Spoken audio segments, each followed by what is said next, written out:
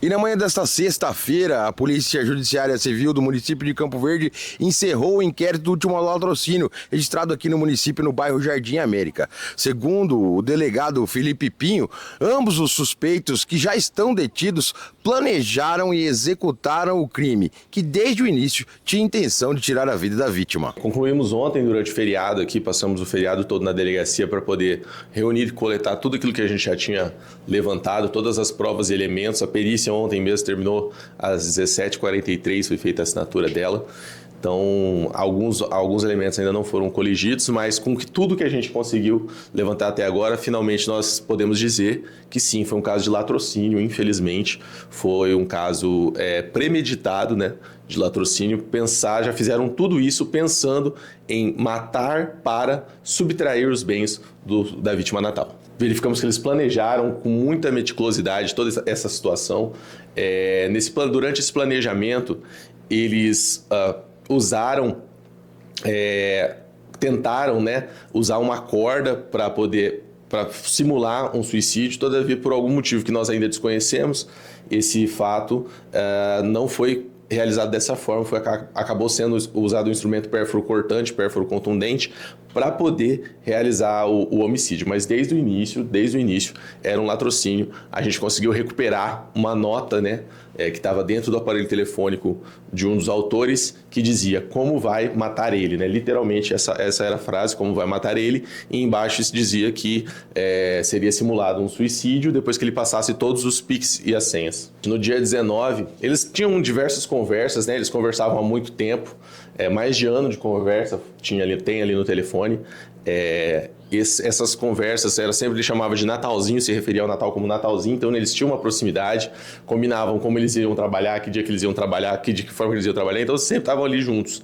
E de repente ele resolveu cometer esse latrocínio. Nós ainda não conseguimos levantar a razão disso. Isso deve estar uma questão de foro íntimo que não foi externada em nenhuma conversa, mas houve sim um planejamento da execução e um planejamento do roubo que seria executado ali. E essa proximidade deles era muito, muito evidente. Segundo um dos autores, foi prometido o valor de R$70 mil para praticar esse crime, sendo que esse autor deveria, então, solicitar a máquina de solda para vender. Então eles vão no dia anterior na casa do Natal, da vítima, pegam com esse negócio de ver a máquina de solda, mas como a esposa do Natal começa a ligar insistentemente para ele, né, a companheira do Natal começa a ligar insistentemente para ele, eles desistem e retornam no outro dia cedo, antes do trabalho. Ele faz essa exigência de acordo com o depoimento com o interrogatório desse segundo investigado. Ele faz uma exigência de que seja antes do serviço. Porque você saberia que seria um horário de madrugadinha, né? Saberia que ele ia lá, ele sabia que ele ia em casa todos os dias tomar banho para ir para o serviço, e ele faz isso dessa forma. O Natal vai em casa, toma banho para ir para o serviço, e eles chegam ali por volta das 5h49, 5h59 ali, e ficam até às 6h44, 6h45, quando eles vão embora já, depois do crime cometido. Foi encontrada queimada, tá? Nós chamamos perícia já de local de crime. Essa moto foi localizada queimada, foi feita a perícia, nós estamos aguardando a entrega da perícia para tentar ver se descobre alguma outra coisa a respeito desse fato.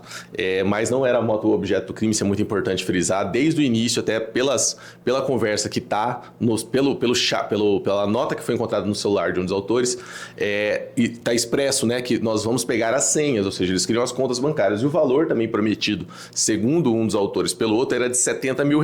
Então eles imaginavam que teria ali uma poupança, algum valor substantivo. Nós ainda estamos analisando, o prazo do inquérito é muito curto, quando tem réu preso, 10 dias apenas, não deu tempo da gente conseguir ter acesso a esses elementos de informação, mas nós estamos buscando esses elementos de informação para tentar descobrir qual que era o valor que tinha no total, quanto eles queriam e quanto eles conseguiram. Ao chegar no local do crime, a gente tinha uma visão já bastante clara, até pelas suspeitas, de que teria sido arrastado até o quarto, lá possivelmente torturado por algum motivo e então morto. Agora a gente precisava saber o motivo, se era monetário, né, se era para cometer o roubo, ou se o motivo era por alguma briga, questão envolvendo mulher ou algo do tipo. Então nós descobrimos que o motivo é o motivo patrimonial. Encerramos essa fase.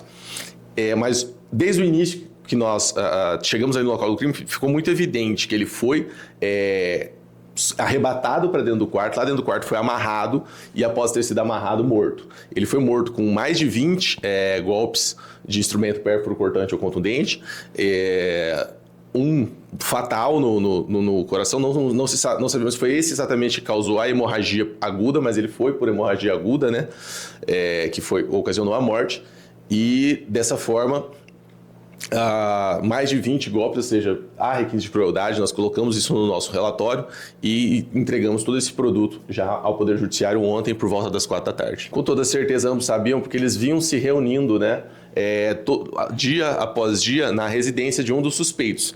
Então eles se reuniram para planejar o crime, ele fala, um dos suspeitos confirma as reuniões a respeito do planejamento do crime. Óbvio que ele fala que não ia morrer, que não queria participar do latrocínio, mas a nota no celular feita 2 dias antes comprova que na verdade já iriam desde o início para matar, né? A ideia era matar. Inclusive fala, se tiver corda, enforca ele e finge que foi suicídio. Então, desde o início, o objetivo era esse. Inclusive, durante a execução do crime, segundo um dos interrogados, é aplicado um mata-leão que deixa ele sem fala. Isso talvez tenha até atrapalhado a execução do próprio roubo, fazendo com que eles perdessem tempo ali antes de conseguir as chaves Pix e antes de conseguir as senhas do celular para poder fazer as transferências, isso que nós ainda estamos levantando para poder conseguir saber quanto que eles subtraíram efetivamente da vítima. Por hora, nenhum suspeito está sendo investigado, mas nós sabemos já que ambos os suspeitos, não é a primeira vez que eles conversam para praticar crimes. Nós levantamos também que eles tinham até um grupo de WhatsApp onde eles chegaram a combinar um roubo de uma SW4 de um idoso. Nós não temos provas de que eles cometeram, mas de que eles planejavam. Então, por exemplo, no mês de setembro do ano passado, eles planejaram um roubo de uma SW4. Nós verificamos aqui nos nossos sistemas e nós encontramos um roubo só em novembro, então não ficou compatível, né?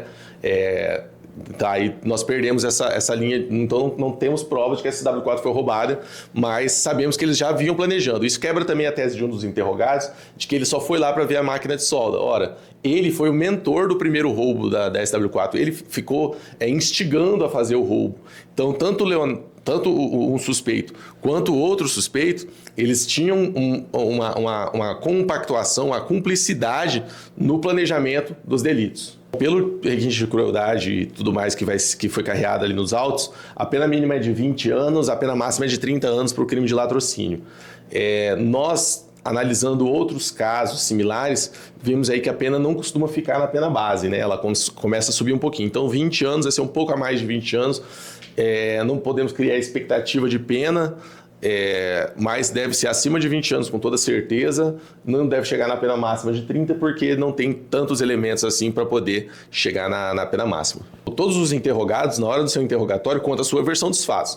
Então, se você pegar um interrogado, o primeiro interrogado, ele vai falar que ele foi ameaçado por uma arma pelo segundo interrogado para poder cometer o delito. Já o segundo interrogado, ele conta, né, que o primeiro interrogado deu um mata-leão, que ele era lutador, levou para o quarto, pegou a corda e ele ajudou a amarrar, ele admite que ajudou a amarrar, mas que ele só queria participar do roubo e não do latrocínio, o que vai totalmente contra, né, a nota que a gente encontrou, que eles já estavam planejando matar o cara, inclusive fizeram diversas reuniões na casa desse segundo interrogado que fala que eles não foram lá para matar. Esse segundo interrogado acusa o primeiro interrogado de ter efetuado as facadas, né? E de ter dado o mata-leão ali, dizendo que ele é lutador, deu também 2 socos na cara da vítima. A vítima fica atordoada, ele narra que a vítima fica atordoada, balbuciando, né? Sem conseguir se expressar. Então, toda essa situação está bem delineada nos autos. Uma das câmeras, inclusive, consegue filmar toda a ação desde o momento em que a vítima chega em casa, depois do momento em que os suspeitos chegam na casa, depois do momento em que os suspeitos saem da casa. Essa câmera, ela dirime inúmeras dúvidas, inclusive quebra diversas versões que esses suspeitos vinham dando. Durante o interrogatório, inclusive, um suspeito fala: mas eu tentei fugir no meio da ação quando eu vi que ele ia matar o cara. Eu falei: não, o senhor não tentou fugir não, porque a câmera mostra aqui que o senhor só sai depois de 45 minutos que vocês entram junto com o outro suspeito. Então você não tentou fugir, você saiu junto com ele, né? Então, assim, essas câmeras foram cruciais até para quebrar esses elementos, essas tentativas de defesa, que a gente chama de confissão qualificada, né? né? A pessoa confessa, mas fala, tem um negócio que eu não queria participar, que eu não queria fazer isso. As câmeras mostram algo diferente. Ainda aguardamos a perícia da câmera interna para ver se ela conseguiu filmar alguma coisa. Essa câmera vai nos trazer mais detalhes, mas isso aí está com a perícia de áudio e vídeo da Politec. Nós vamos fazer as cobranças necessárias, já que isso precisa ter mais agilidade ainda. E aguardamos isso para encerrar, graças às câmeras da Prefeitura, né, que nos ajudaram. E, mais uma vez, o CCO sendo fundamental, né? Teve gente ali que trabalhou por horas até a madrugada para poder coletar a imagem, analisar a imagem. Pessoal fantástico, a equipe de investigação e a equipe da Prefeitura também. Muito obrigado.